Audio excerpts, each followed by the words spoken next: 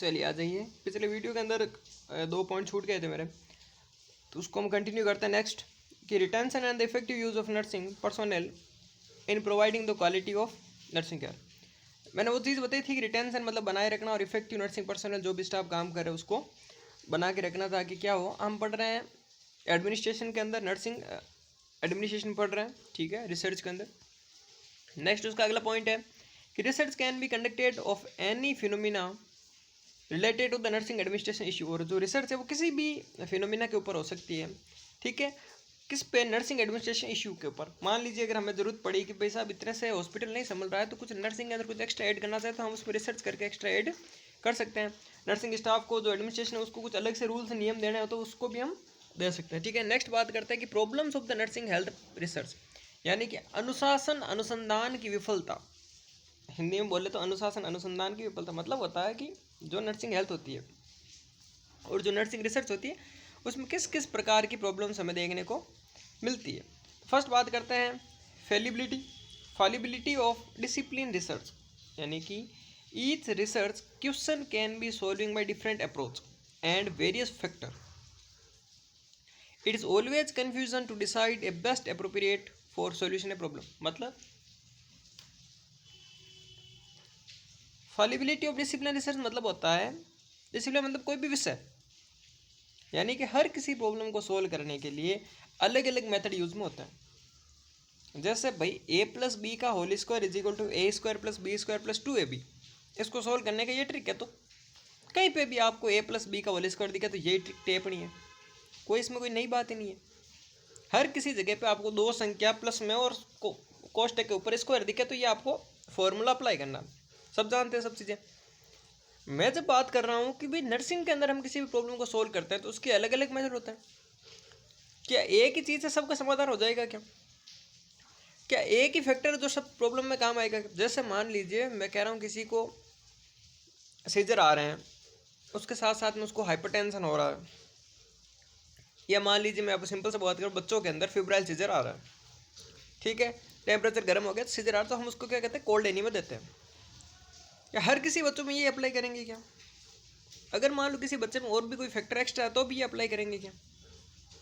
Pregnancy के अंदर हर drug Contra indicated है, जो पैरासीटामोल है, पीसीएम, इंसुलिन, जो पेनिसिलिन, एमोक्सिलिन, ये कुछ ड्रग्स हैं, ठीक है, हेपेरिन, ये सब ड्रग्स है वो क्या सेफ है।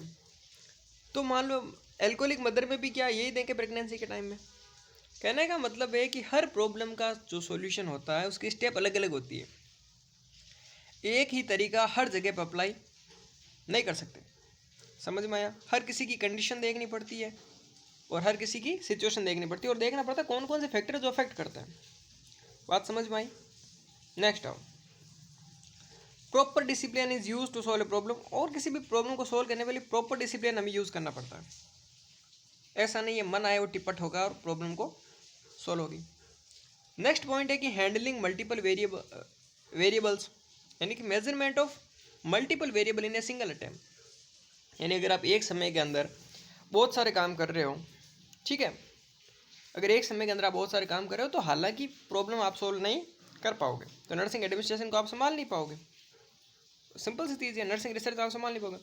Difficulty in the control of exterior variables, यानी मान लीजिए difficulty in control of exterior variables, जो आपके बाहरी कारक है वो आपको अगर परेशान कर रहे हैं।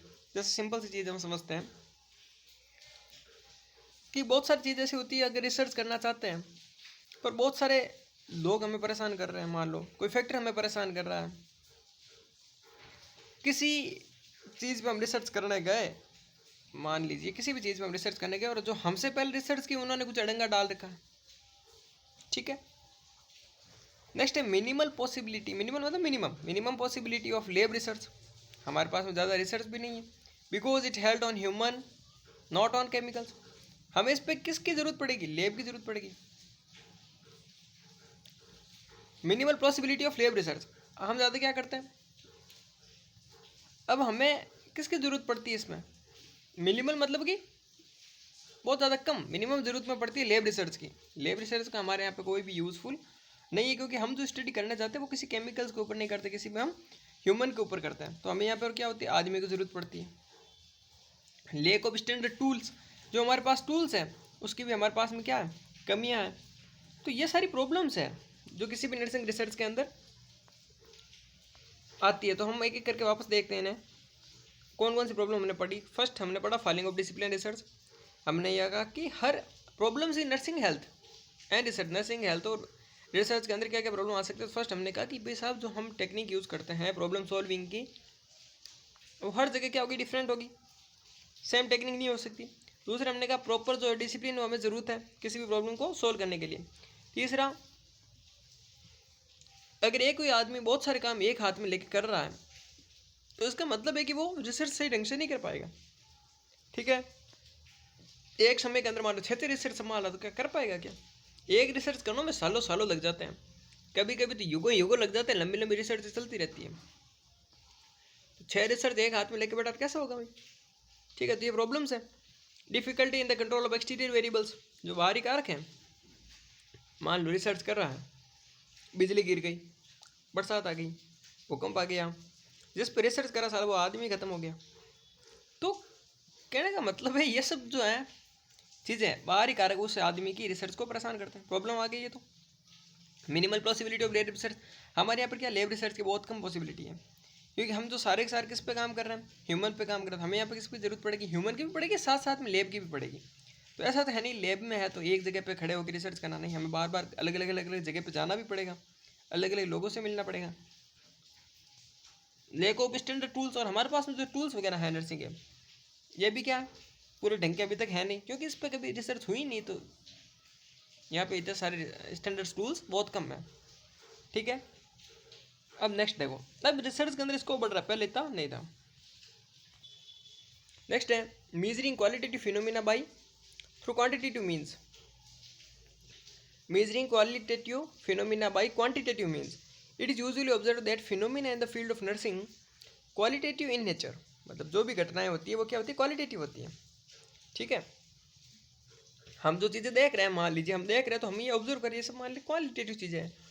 It can be commonly seen that discipline usually measure, हमें ये उस चीज़ पे हम किसी भी चीज़ को डिसिप्लिन मतलब किसी भी सब्जेक्ट को हम मेजर कर रहे हैं। ठीक है, किसी भी चीज़ को मेजर कर रहे हैं। These qualitative phenomena usually by quantitative means very effectiveness of evidence get, जब तक किसी चीज़ का साक्षात परिणाम हमें साक्षात प्रमाण नहीं मिलता उस चीज़ को हम कैसे मेजर करें। मान लीजिए कहते हैं भूत है भूत है भूत है, हमें उस जगह पे नेगेटिव एनर्जी दिखी, रिसर्च का टॉपिक है ना, नेगेटिव एनर्जी दिखी, तो ये हमारे सामने हो गई क्वालिटेटिव फिनोमिना। पर अब हमें इसे तो मेजर तो करना है ना, हमें एविडेंस तो लाना है। ऐसा तो कह नहीं सकते हाँ साहब हमारे शरीर में कंपी छूटी थी उस टाइम पे, ऐसा नहीं कह सकते साहब हमारे दिमाग में हलचल हुई थी, ऐसा थोड़ी कह सकते हैं। कुछ प्रूफ चाहिए, कुछ एविडेंस चाहिए, कुछ घटनाएं चाहिए, बहुत सारे लोगों में से चीज़ चाहिए, रिटर्न चीज़ चाहिए। ठीक है, तो ये पॉसिबिलिटी हर जगह पे पॉसिबल नहीं हो सकती। अरे भाई किसी के पेट में हल्का हल्का सा दर्द हो रहा तो वो कैसे एक्सप्लेन करे बेचारा, जिसके शरीर में हो रहा उसको पता है क्या ना, मेरा अजीब अजीब सी मेरे शरीर में बेचैनी हो रही है, तो कैसे एक्सप्लेन करे उस बेचैनी को? हमें तो उसको रिटर्न में लिखना है ना, उसको क्वांटिटेटिव मतलब उस चीज़ को एविडेंस बेस्ड प्रैक्टिस बोलते हैं, इसे सबूत तो चाहिए ना। नेक्स्ट है lacking of interest among research, अगर किसी आदमी को रिसर्च के अंदर इंटरेस्ट ही नहीं है तो क्या वो रिसर्च कर पाएगा क्या? बिल्कुल नहीं कर पाएगा, दे दो भले टॉपिक पर कर नहीं पाएगा। एथिकल कंसिडरेशन मतलब होता है research study in the field of nursing deal with the human beings where safeguarding them right become important issue. यानी कि किसी भी जब आप रिसर्च के अंदर किसी भी आदमी के ऊपर रिसर्च करते हो तो ये बहुत ही ज़्यादा महत्वपूर्ण हो जाता है कि जिस आदमी पर आप रिसर्च कर रहे हो उसकी सारी की सारी सूचनाओं को आपको कॉन्फिडेंशियल रखना है, किसी को भी लीक आउट नहीं करना है, हर किसी को क्या रखना है, गुप्त रखना है, गुप्त दान। ठीक है, तो आपको क्या रखना है, उसको चीज़ को गुप्त रखना है, किसी के सामने भी आपको एक्सप्लेन वगैरह नहीं करना है, पूरी पूरी आपको एक बहुत इसमें कहता है लंबा सा फॉर्म वगैरह होता है, उसके अंदर सब चीज़ें लिखी हुई होती है, उस पर वो अगला सिग्नेचर करता है दोनों जने। ठीक है, कि जो आपके द्वारा बताई गई बातें हैं, जो आपने हमें डाटा दिया वो डाटा हम कभी भी लीक नहीं करेंगे, इसे बोलते हैं एथिकल कंसिडरेशन। अगर किसी एनिमल पर करते हैं तो सब बोलते हैं क्या, नहीं करते, एनिमल पर तो सीधा ही लो ठीक है कर लो। नेक्स्ट है प्रॉब्लम सॉल्विंग प्रोसेस, क्या क्या होती है प्रॉब्लम सॉल्विंग प्रोसेस। तो फर्स्ट हम देखते हैं, ये मैं नॉर्मली बता रहा हूँ, बेस्ट डिटेल में आगे भी है प्रॉब्लम सॉल्विंग प्रोसेस, ये मत समझना कि खत्म कर दिया, नहीं। प्रॉब्लम सॉल्विंग प्रोसेस के अंदर फर्स्ट है प्रॉब्लम को डेफिनेशन, प्रॉब्लम को डिफाइन करना, प्रॉब्लम को एनालिसिस करना, फिर जो पॉसिबल सॉल्यूशन है उसको ढूंढना, analyse the solution, select the best solution, implement the solution, evaluation and revision. चलिए बताते हैं इसको कैसे सोल्व करते हैं। देखो मान लीजिए प्रॉब्लम आपके सामने आ गई, आपके सामने प्रॉब्लम आ गई सपोज कि साहब आपको एम्स 2021 है जो 2022 है वो आपको क्रैक करना है। तो ये आपके सामने प्रॉब्लम होगी। तो सबसे पहले प्रॉब्लम को डिफाइन करो कि साला मेरे साथ में प्रॉब्लम क्या है। पता चला साहब 3 महीने में एम्स क्लियर करना, अरे साला प्रॉब्लम है ये तो फर्स्ट क्या करो, प्रॉब्लम को एनालाइज करो कि यार किसी ने ज़िंदगी में ऐसा किया कि नहीं किया। रिकॉर्ड उठा के देखो तो सही, 3 महीने में कोई बंदा है क्या जिसने क्लियर किया। फिर उसके पॉसिबल सॉल्यूशन बनाओ कि भाई अगर मैं इस वे से दौड़ूँ तो क्या कर सकता हूँ। क्या पहले अगर मैं रिसर्च मैनेजमेंट करूँ, पहले ओबीसी करूँ, पहले पीडियाट्रिक साइकेट्रिक जो अभी मैंने थर्ड ईयर में तो वो करूँ। तो ऐसा सॉल्यूशन बनाओ आप अलग अलग। फिर उस सॉल्यूशन को एनालिसिस करो। बना तो लिया है, मान लो 5-6 सॉल्यूशन बनाए आपने, एनालाइज करो कि सबसे बेस्ट कौन सा है।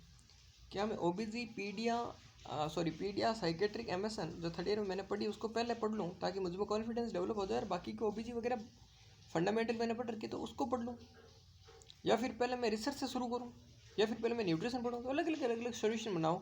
फिर उसमें से एक को सेलेक्ट करो कि नहीं साहब जो मैंने थर्ड ईयर में पढ़ा वो मेरा भी रिसेंट नॉलेज है, वो मेरे को जल्दी याद होगा, मुझे मोटिवेट करेगा, तो वो पढ़ा, उसको इम्प्लीमेंट करो। और इम्प्लीमेंट करने के बाद में इवैल्यूएशन करो और रिवीजन करो। ठीक है, तो ये सब चीज़ें होगी अपनी प्रॉब्लम सॉल्विंग प्रोसेस। नेक्स्ट हम पढ़ेंगे साइंटिफिक मेथड्स, अगली क्लास के अंदर बात करेंगे साइंटिफिक मेथड्स की। ठीक है, तो और एक और चीज़ खास आपके लिए बता दूँ, मेरी वो आदत नहीं है कि बार बार यूट्यूब को हम फेमस करें कि आपकी तरह की साहब आपको एक नीचे सब्सक्राइबर का चिन्ह दिख रहा है ना, आपको एक बेल आइकन दिख रहा है उसको प्रेस करो, आपको नीचे कोई लाल बटन दिख रहा है उसको दबाओ। और बिल्कुल नहीं कहते हैं वैसे कुछ चीज़ें। सिंपल सा आपको एक ही वर्ड में आपका हम बात कहते हैं कि अपने जितने भी ग्रुप बने हुए हैं उस पर शेयर कर दो फ्री ऑफ कोचिंग में। अगर आपको किसी में मिल रही है चीज़ें तो आप उसके मेरे हिसाब से उन्हें लेना सीखो। ठीक है, और मैं भी चाहूँ तो अभी ज़्यादा कुछ नहीं है, 700-800 रुपये का ही बोर्ड आता है, उस पर लेके रिकॉर्डिंग करके ना वो ऐप बना के, ऐप पे भी आपको सब कुछ फ्री में मिल रहा है, यहाँ पे भी आपको फ्री में मिल रहा है। ठीक है ना, तो ज़्यादा कुछ खर्चा नहीं आता है, 500-700 रुपये का खर्चा आता है। रिकॉर्डिंग करके ऐप में मैं ऐसे ही प्रीमियम लेकर आपसे 200 हज़ार रुपये लूँ, नए नए कोट पैंट सूट टाई पहन के आ जाऊँ, आप मेरे फ़ैन बन जाओगे। ऐसे कब बनोगे फिर, है ना। फ़ैन नहीं बनना है किसी आदमी की। हाँ uncle ji, sorry for disturbance. तो मैं कह रहा था आपको कि किसी भी आदमी के फ़ैन मत बनो। मैं इसीलिए नहीं आता कैमरे के सामने वगैरह कुछ नहीं, यहाँ पे मुझे दुगुनी मेहनत करनी पड़ती है। अगर मैं बोर्ड पे लिखूँ तो बिल्कुल ही मेरा आसान हो जाता है, पर फिर वही है कि ठीक है, समझ रहे हो मेरी बात को। तो अगर फ्री में कंटेंट अगर आपको मिल रहा है तो उसको यूटिलाइज़ करना सीखो, सारे वीडियो ज़रूर देखो। नोट्स के लिए आप मुझे मैसेज कर सकते हो, ऐप आप मैं टेलीग्राम का लिंक दे रहा हूँ, वहाँ से आप ऐप डाउनलोड कर सकते हो, सारी वीडियो वहाँ पे पढ़िए। और अपने हाँ जितने भी फ्रेंड को जोड़ सकते हो तो फ्रेंड को जोड़ो। ठीक है, क्यों बिना फालतू अब आप अलग अलग दौड़ में दौड़ रहे हो। ठीक है, बात को समझने का प्रयास करो, हर चीज़ बात एक्सप्लेन करने की ज़रूरत नहीं होनी चाहिए। ठीक, thanks, have a nice day. और नेक्स्ट हम बात करेंगे साइंटिफिक मेथड्स की, सारी की सारी हम रिसर्च करा देंगे, 1 महीने के अंदर अंदर सारी कंप्लीट कर देंगे रिसर्च। ठीक है, 1 महीने पे पूरा, हाँ 1 महीने मान के चलो, 1 महीने पूरा कंप्लीट कर देंगे। एग्ज़ाम के पहले आप तक सारे सब्जेक्ट को हम दूसरी बार अटेंड करेंगे। ठीक, thanks, have a nice day.